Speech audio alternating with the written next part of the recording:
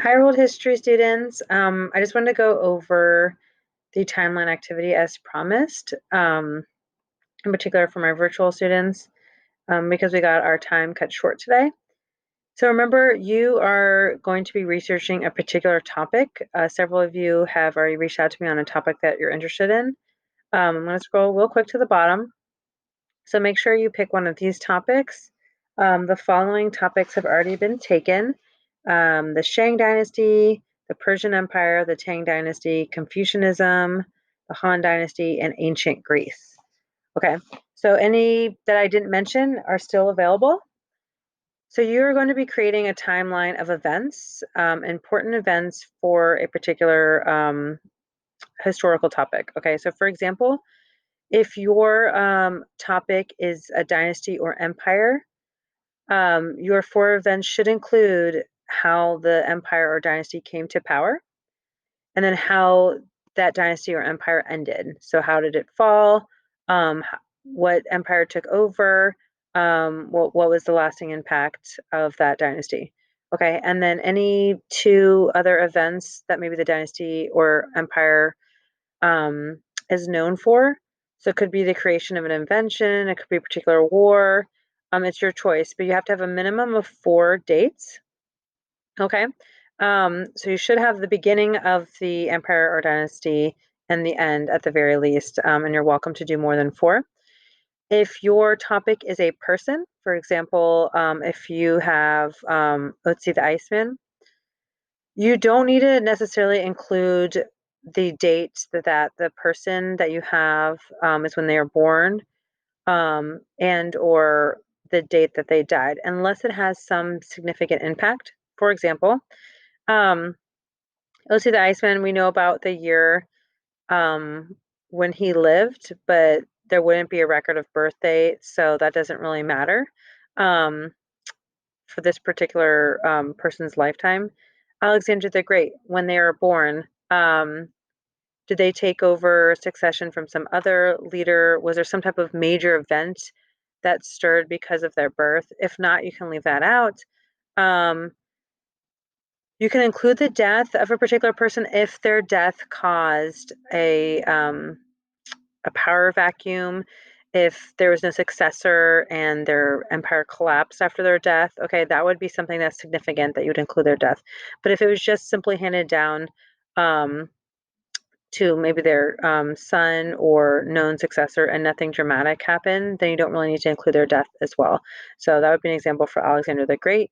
Really focus on the things that he did that made him be remembered for throughout things he did for his empire, like so for Greece. And if you are doing one of the units like Egypt or Greece. This is ancient. Okay, so you're looking at ancient Greece, ancient Egypt.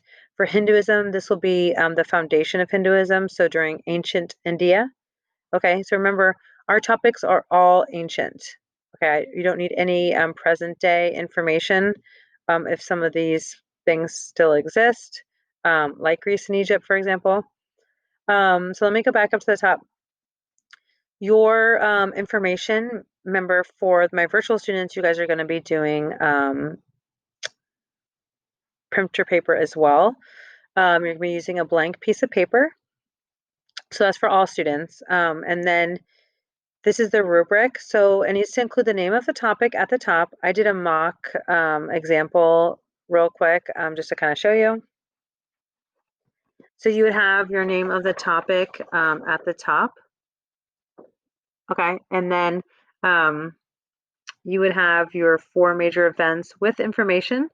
So this is where it says provide an explanation for major dates. Okay, so you'd have to have each date an explanation of why this date is of significance to your topic, so to your dynasty, empire, or person. And then notice how I put the when the date was BCE.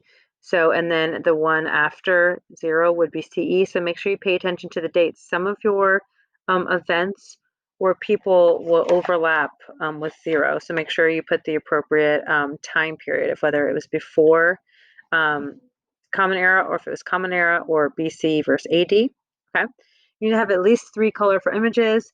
So again, this is just a quick mock-up. I just drew some random images, but your hand-drawn images will be colorful and much better, and be related to your topic. And then on the back of your paper is where you would write the rubric, okay? Or you can print out this document, cut and paste the rubric to the back of the paper, your choice. So really take the time to get to know your topic and understand the importance and why we study this topic. Why is it important? Okay. So I really want you to use your online textbook for this assignment. If you feel like there is, maybe you found really good 3 dates and you're struggling for that 4th date, and you really need information from somewhere else, like I mentioned in class, make sure the only other source that you can use is Ancient Encyclopedia. It's a great resource online. The reason it's credible is it provides all of the authors' biographies are provided, and they have some background of knowledge and education in the topic they're writing about. Okay, so Ancient Encyclopedia, again, is the website. And then I'll show you here so you know what it looks like. We'll also be using this website throughout the year too, so it's just great to get to know it. So ancient.eu. You would simply search your topic and it'll provide an array of articles on that topic. They also have a timeline function if you're interested in that. Okay. But I really want you to use your textbook for the majority of the information.